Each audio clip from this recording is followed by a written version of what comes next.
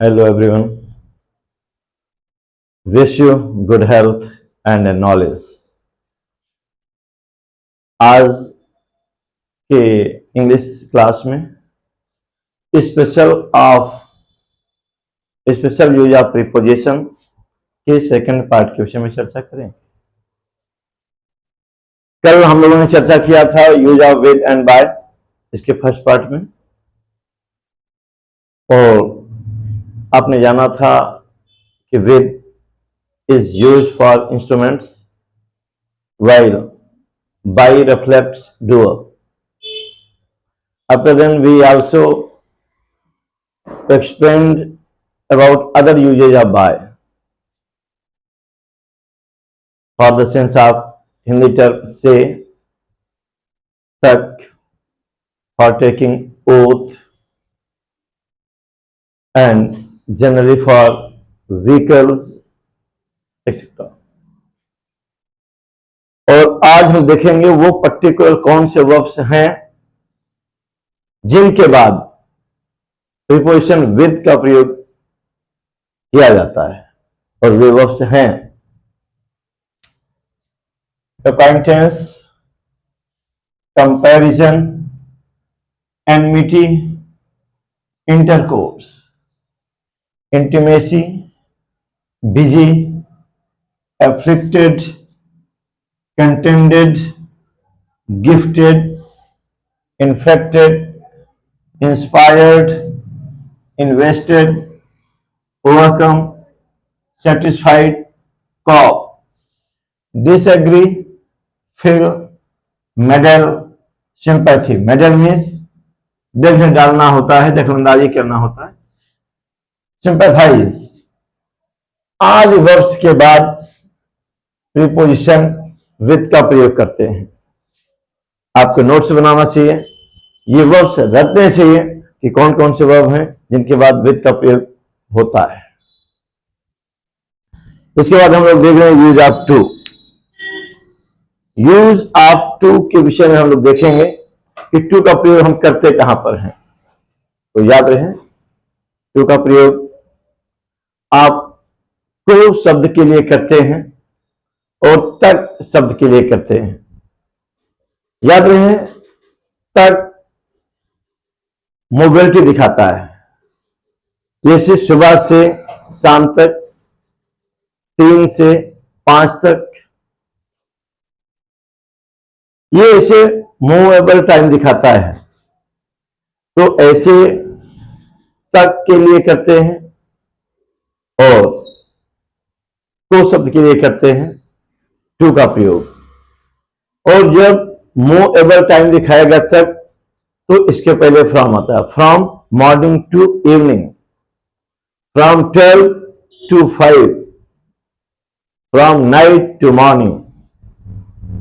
तो आपने देखा टू का प्रयोग आपको या तक शब्दों के लिए करते हैं तथा इसका प्रयोग गतिशीलता प्रदर्शित करता है। और बेहतर तरीके से समझने के लिए हमें एग्जांपल लेना होगा। आपने देखा, आप उनसे 9 से 12 तक मिल सकते हैं। सिंपल सेंटेंस है। सब्जेक्ट चाहिए, पहले सब्जेक्ट है इसका यू। यू, चूंकि यहां पर सकना आया है, कैन का यूज कर देंगे। You can. मेन वर्ब आएगा विजिट हिम, उनसे। हिम या हर, मेल के लिए है तो हिम, फीमेल के लिए तो her. From 9 AM to 12 PM। From 9 to 12 o'clock भी लिखा जा सकता है। तो इस तरीके से देखा, तक शब्द के लिए टू का प्रयोग किया गया। अब को शब्द के लिए होता है।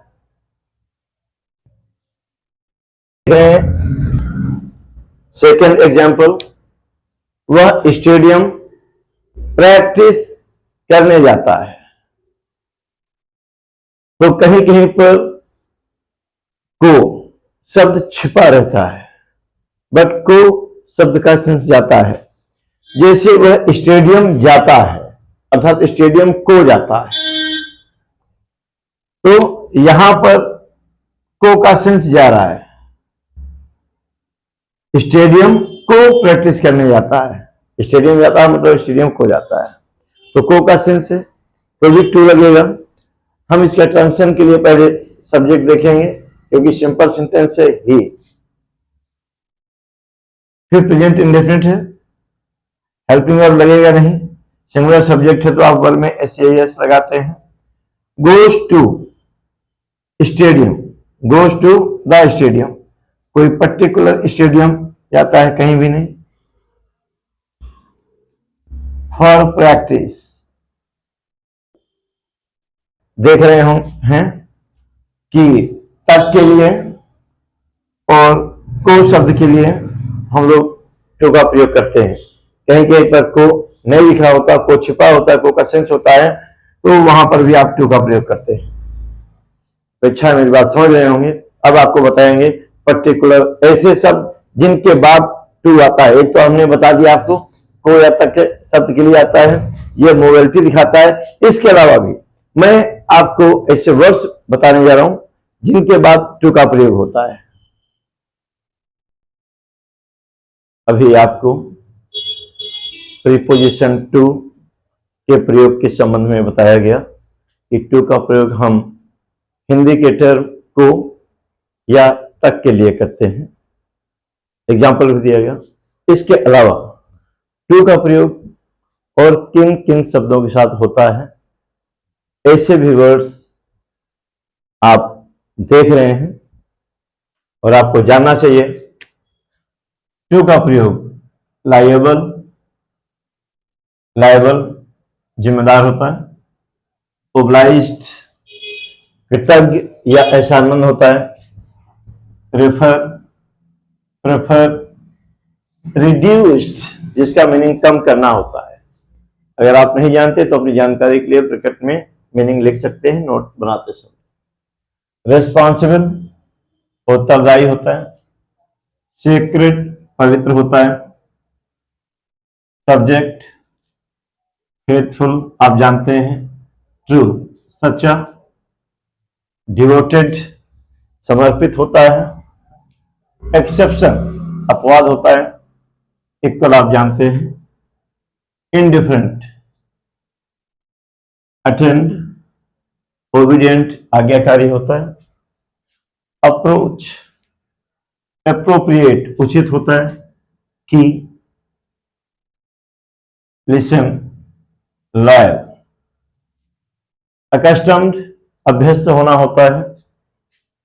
एडिक्टेड किसी बुरी चीज की आदत के लिए यूज होता है। कंट्रेरी विरोध होता है।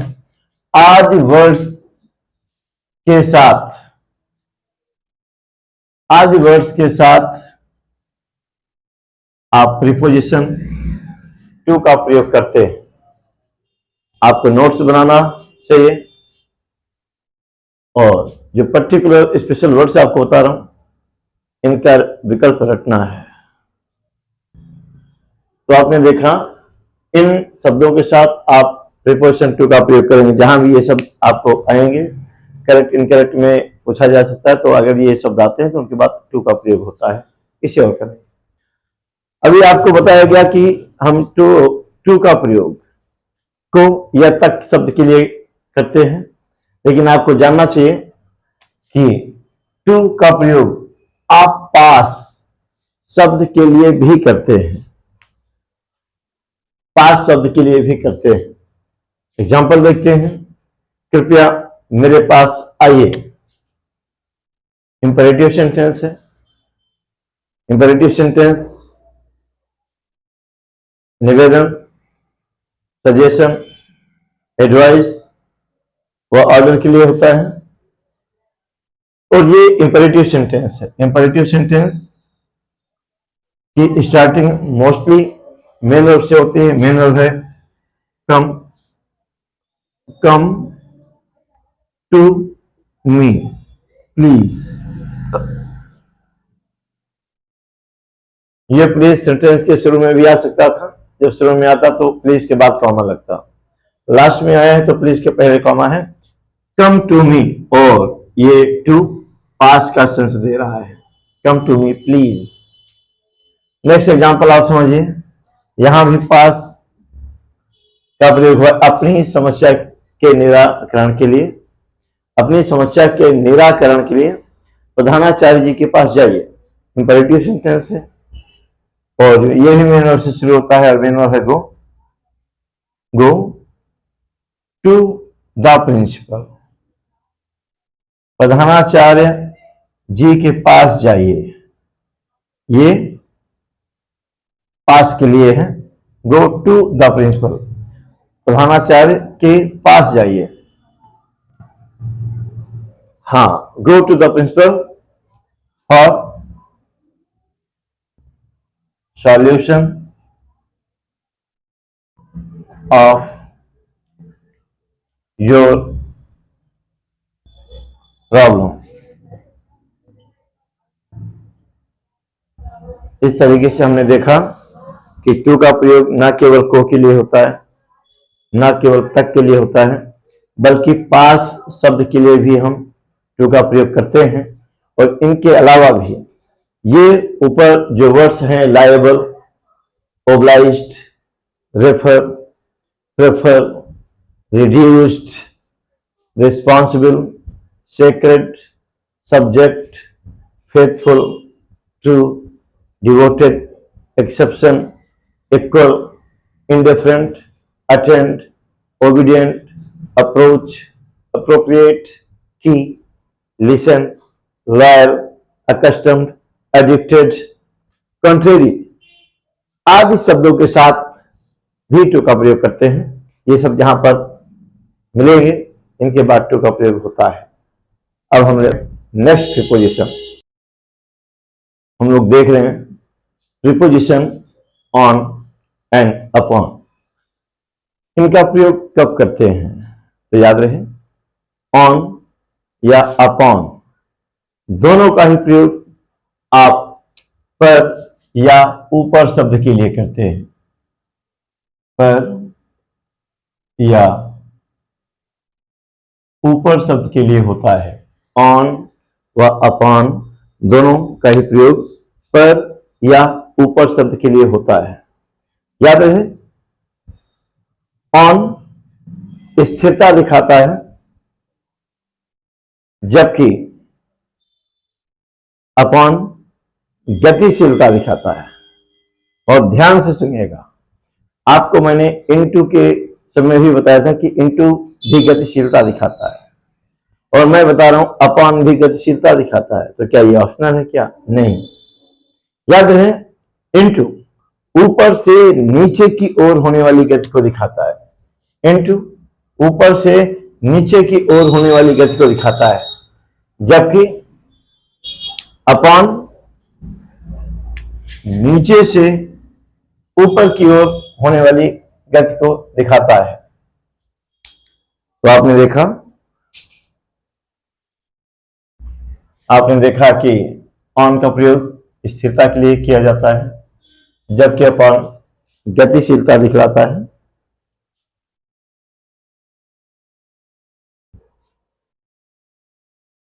आपको मैंने अभी बताया ऑन का प्रयोग कब करते हैं और अपॉन का प्रयोग कब करते हैं।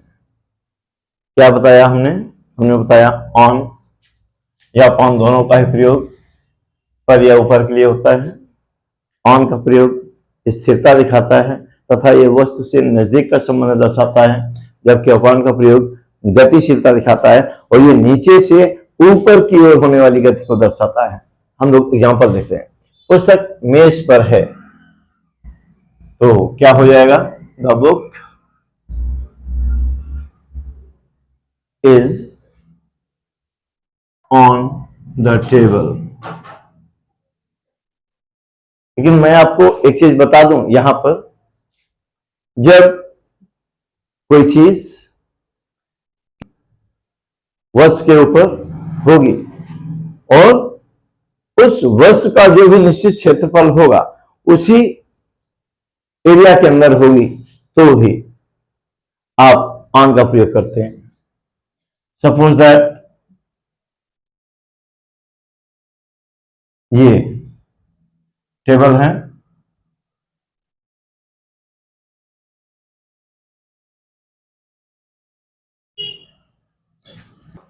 तो आपको चीजें बेहतर तरीके से समझ में आए, मेरे बताने के बाद कोई कंफ्यूजन ना रहे, उसके लिए मैं ये डायग्राम बनाकर बताने का प्रयास कर रहा हूं।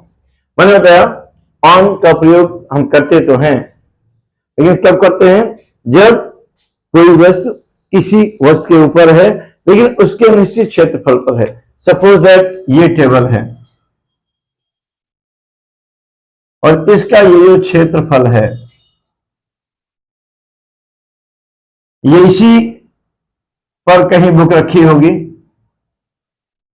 तो ही आप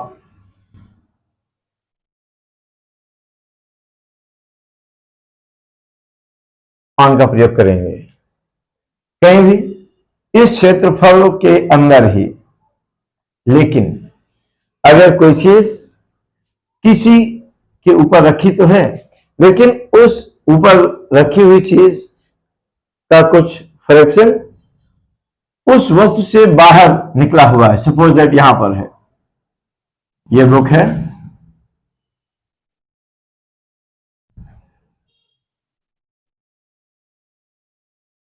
ये बुक है, यहां पर रखा है। अब देखिए इसका इतना क्षेत्रफल, इतना पोर्शन मेज से बाहर निकला हुआ है, तो याद रखिए ऐसी स्थिति पर आप ऑन का प्रयोग नहीं कर सकते। ऐसी स्थिति पर इन का प्रयोग होगा। The book is in the table, और the book is in the table का मतलब क्या होगा? The book is in the table, इसका मतलब यह होगा कि पुस्तक टेबल पर लटकती हुई स्थिति में रखा है। पुस्तक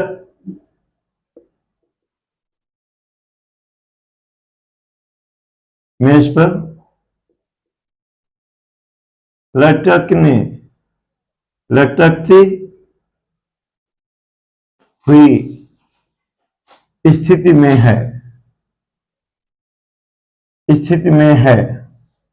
एक बात समझ रहे हैं?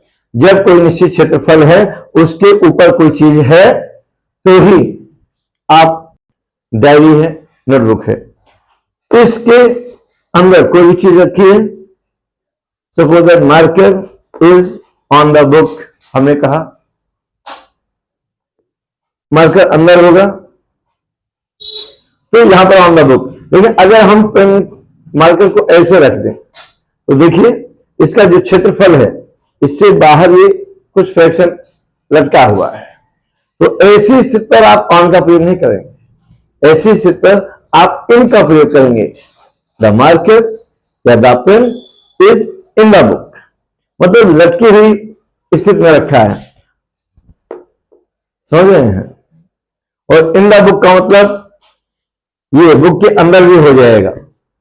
मैं देखिए पेन वगैरह बुक पर रखा नहीं जाता, वो टेबल पर रखा जाता है, बेंच पर रखा जाता है। तो मैंने तो आपको दिखे आपको इसलिए मैंने दिया। सपोज दैट इसे टेबल मानिए, टेबल है, यहां पर है, तो हम ऑन का प्रयोग करेंगे, ऑन द टेबल। और अगर ये बाहर निकला, जरा भी फ्रैक्शन बाहर है निश्चित एरिया से, तो आप इन द टेबल करेंगे। अब अच्छा मेरी बात समझ रहे होंगे। और बुक पर जब भी हम पेन रखते हैं तो ऊपर रखते नहीं हैं, बुक के अंदर रखते हैं और अंदर के लिए इन लगता है। एग्जाम्पल है कुत्ता मेज पर उछला। उछलने की स्थिति में नीचे से ऊपर की ओर गति होती है, और मैंने बताया नीचे से ऊपर की ओर होने वाली गति को दर्शाने के लिए हम लोग अपॉन का प्रयोग करते हैं। यही बताया ना, नीचे से ऊपर की ओर होने वाली गति के लिए अपॉन का प्रयोग होता है। तो क्या हो जाएगा? द डॉग स्प्रिंग उछलना होता है, पास्ट इंडेफिनिट है, स्प्रिंग हो गया, spring upon the table, upon the table, क्योंकि नीचे से ऊपर की ओर गति हुई उछलने के लिए। तो जब नीचे से ऊपर की ओर गति हो तब आप अपॉन का प्रयोग करते हैं, ऊपर से नीचे की ओर गति हो इन का प्रयोग करते हैं। लेकिन मैंने बताया है इनके प्रयोग के लिए उस निश्चित लेवल से चीजें अंदर जानी चाहिए। अगर अंदर नहीं जाती है, मैंने बताया था पानी में नदी है, तालाब है, कुआं है, कहीं भी कोई चीज कूदेगा तो उस वाटर लेवल से अंदर जाएगा। अगर कोई चीज किसी लेवल से सरफेस से नीचे नहीं जाती तो आप इनटू का प्रयोग नहीं करते, उसके लिए आप फ्रॉम वगैरह लगाते हैं। जैसे कोई कूदेगा नीचे तो ही जंप फ्रॉम द रूफ करोगे। अपेक्षा है आप मेरी बात समझ रहे हैं। जी मैं आपको बता दूं, हम लोग ऑन और अपॉन का रूल पढ़ रहे थे। अब ऑन और अपॉन के रोल नंबर सेकंड में हम लोग पढ़ रहे हैं कि ऑन का प्रयोग आप दिन व डेट के पूर्व भी करते हैं। On is used with days and dates, दिनों व दिनांक के पूर्व भी हम ऑन का ही प्रयोग करते हैं। जैसे वह सोमवार को आएगी, सी फ्यूचर है विल कम।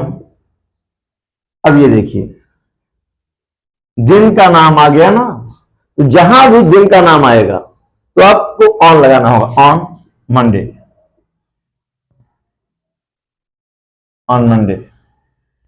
मैंने बताया था को के लिए टू लगाते हैं, लेकिन टू लगाएंगे जब दिन नहीं होगा, डेट नहीं होगा। तो दिन और डेट है तो उस स्थिति में केवल और केवल ऑन का ही प्रयोग होगा। आप मेरी बात समझ रहे होंगे। दिन व डेट के पहले आप ऑन का प्रयोग करते हैं। नेक्स्ट एग्जांपल देख रहे हैं, मेरे पिताजी, मेरे पिताजी 2 अक्टूबर को गए, दिल्ली गए। चलिए किए ले रहे हैं, दिल्ली गए। हो जाएगा क्या, my father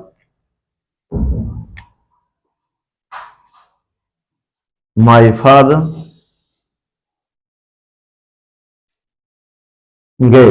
went, go went gone के बाद हमेशा टू आता है। गो ओ गॉन वेंट टू दिल्ली। अब देखिए डेट का नाम आ गया तो हो जाएगा ऑन 2 अक्टूबर। तो इस तरीके से हमने देखा दिन व डेट के पहले हम ऑन का प्रयोग करते हैं।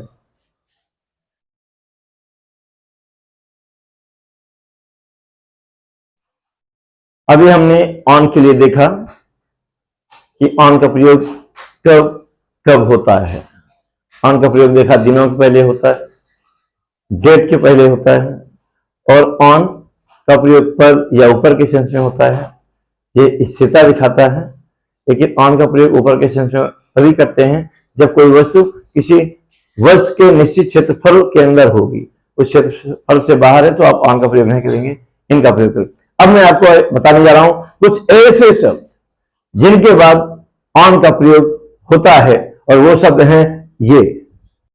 मैं आपको बताया था कि मैं पर्टिकुलर कुछ वर्ड्स बताने जा रहा हूं, कुछ वर्ड्स बताने जा रहा हूं जिनके बाद ऑन का प्रयोग होता है। जी वो वर्ड्स हैं कमेंट, डिसाइड, डिपेंड,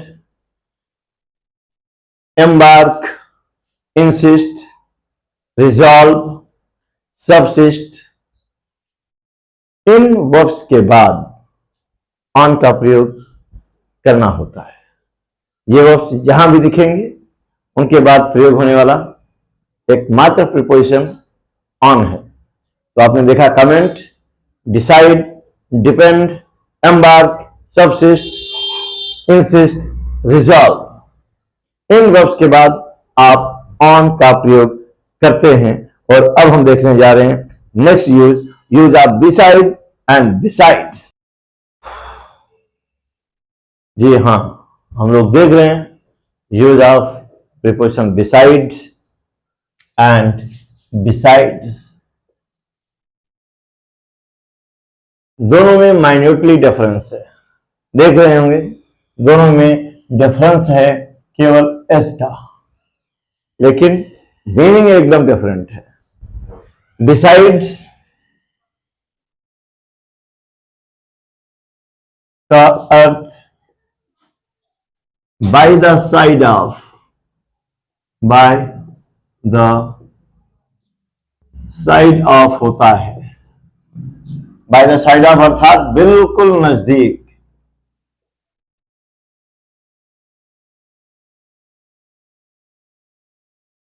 बिल्कुल नजदीक।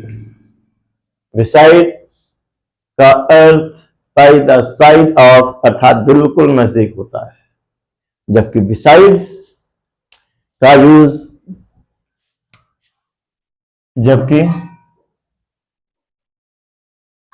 बिसाइड्स का use in addition to, in addition to अर्थात के अलावा,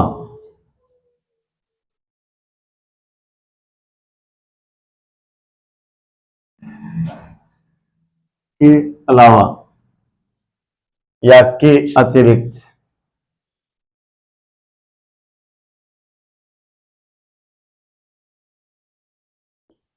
शब्दों के लिए करते हैं, शब्दों के लिए करते हैं। हम लोगों को एग्जाम्पल देखना होगा। हम लोग देख रहे हैं एग्जाम्पल्स कि बिसाइड और बिसाइड्स का यूज कैसे कहां पर करते हैं। आपको भी बताया गया बिसाइड का यूज बिल्कुल नजदीक के लिए होता है, जबकि बिसाइड्स का प्रयोग के अतिरिक्त के लिए होता है। हम लोग एग्जाम्पल देख रहे हैं। मोहन्स काव सिंपल है, पास्ट कॉन्टिन्यूअस है, और सिंपल सेंटेंस में सब्जेक्ट पहले आएगा और सब्जेक्ट है ये मोहन्स काव।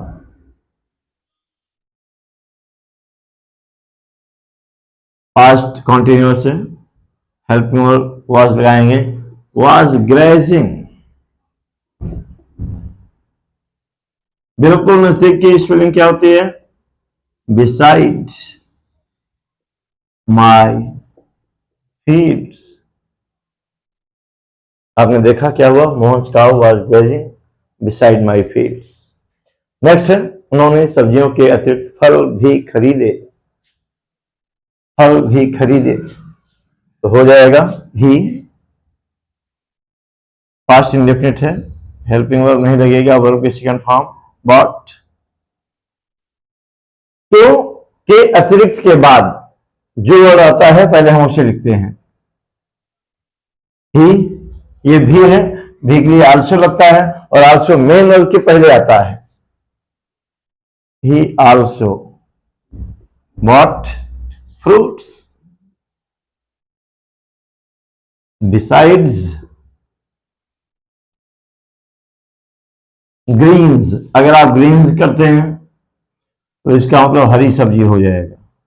ग्रीन्स का मीनिंग हरी सब्जी होता है। नहीं तो आप वेजिटेबल्स भी कर सकते हैं, वेजिटेबल्स। वैसे ग्रीन्स का मतलब हरी सब्जी और वेजिटेबल का मतलब जनरली बनी हुई सब्जी से लिया जाता है, लेकिन ग्रीन हरी के लिए है और ये बाकी सब्जियों के लिए है। आप कुछ भी कर सकते हैं। तो आपने देखा इसका एग्जाम्पल क्या हुआ। अपेक्षा है आपको एकदम क्लियर हो गया होगा बिसाइड का यूज कहाँ करते हैं और बिसाइड्स का यूज कहाँ करते हैं। हम लोग देख रहे हैं नेक्स्ट प्रीपोजिशन। नेक्स्ट प्रीपोजिशन है use of between and among. आपको बता दूं इन दोनों ही शब्दों का प्रयोग के मध्य या के बीच शब्दों के लिए होता है। शब्दों के लिए होता है।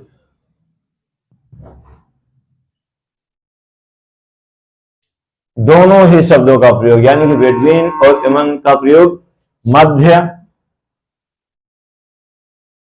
या के मध्य या के बीच शब्दों के लिए होता है। तो क्या ये ऑप्शनल है क्या कि हम चाहे बिटवीन लगा दें चाहे एमंग? जी नहीं। याद रहे दो व्यक्तियों या दो वस्तुओं के लिए बिटवीन का प्रयोग करते हैं। दो व्यक्तियों या वस्तुओं के बीच का भाव प्रकट करने के लिए का भाव प्रकट करने के लिए बिटवीन का प्रयोग होता है, जबकि among while among is used for more than two persons or objects. More than two persons or objects. दो व्यक्तियों या वस्तुओं के लिए आप बिटवीन का प्रयोग करते हैं। दो से अधिक व्यक्तियों या वस्तुओं के लिए आप एमंग का प्रयोग करते हैं। एमंग का प्रयोग होता है कब? More than two. More than two. और बिटवीन का प्रयोग ओनली टू के लिए करते हैं।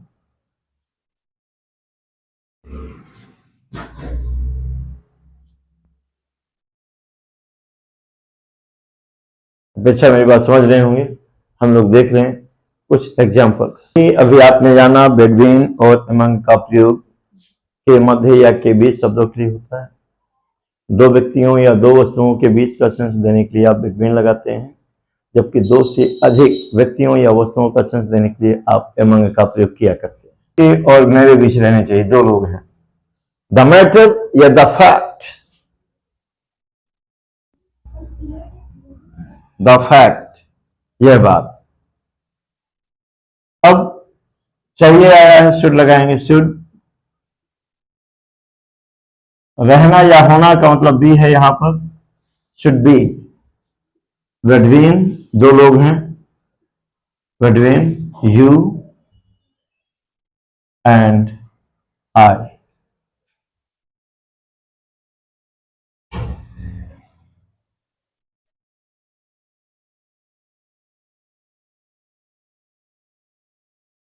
अच्छा आप सेकेंड एग्जांपल देख रहे हैं।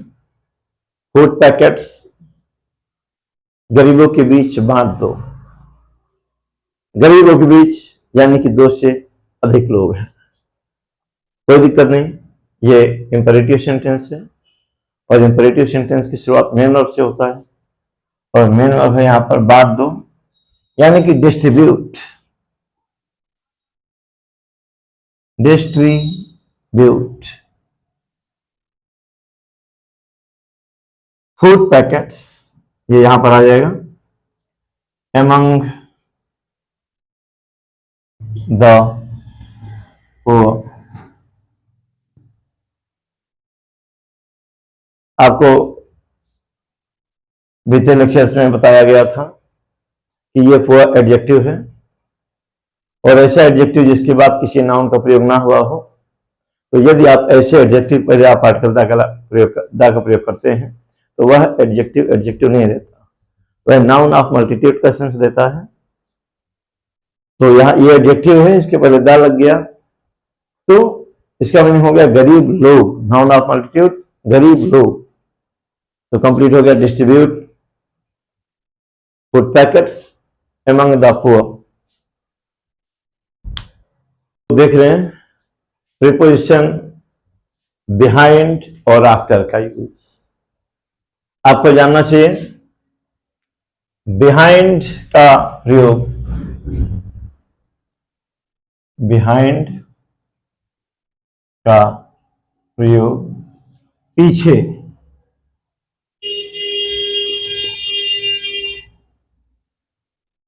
शब्द के लिए होता है,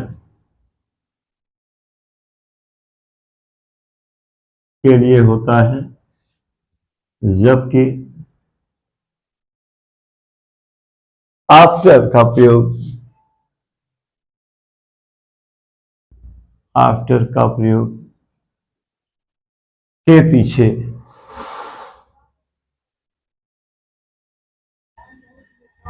के पीछे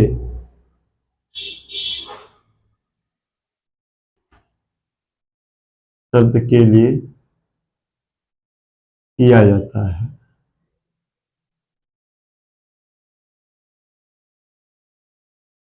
हम लोग कुछ एग्जाम्पल लिखते हैं, अपने पीछे देखिए, अपने पीछे देखिए,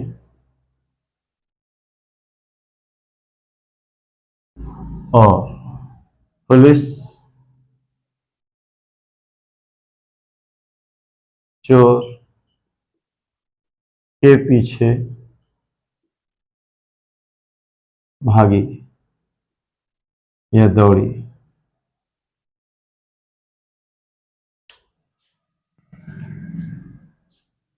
आप देख रहे हैं यहां पर पीछे शब्द है और यहां पर के पीछे शब्द है। पीछे के लिए क्या लगता है? बिहाइंड इज यूज फॉर पीछे, और के पीछे के लिए लगता है आफ्टर। कोई बात नहीं, हम लोग एग्जाम्पल बनाते हैं। ये इंपरेटिव सेंटेंस है, सलाह दिया जा रहा है, सलाह सुझाव आदेश निवेदन सूचक शब्द इंपरेटिव सेंटेंस कहलाते हैं। तो पहले मीनिंग आ जाएगा लुक बिहाइंड यू, हो गया अपने पीछे देखिए, बिहाइंड बोले तो पीछे। पुलिस चोर के पीछे भागी, पास्ट इंडेफिनिट है, सिंपल है, पहले सब्जेक्ट आएगा police, the police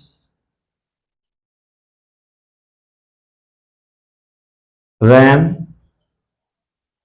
after the thief। तो आपने देखा आफ्टर का यूज के पीछे शब्द के लिए होता है, बेहद यूजफुल है। आपको प्रीपोजिशंस के ऐसे 2 या 3 वीडियोस और मिलेंगे, क्योंकि जो समय दिया जाता है उसमें वीडियो में देखते हैं उसका लगभग 2 गुना से ज्यादा समय लगता है। हाँ, अगर मैटर आपको पसंद आ रहा है और आप चाहते हैं ऐसे ही मैटर आपको रेगुलर मिलते रहे, जिससे आप न केवल अपनी परीक्षाओं में सफल हो सकें, बल्कि इन्हें सुनने के बाद, समझने के बाद एक यूनिक फील होता है।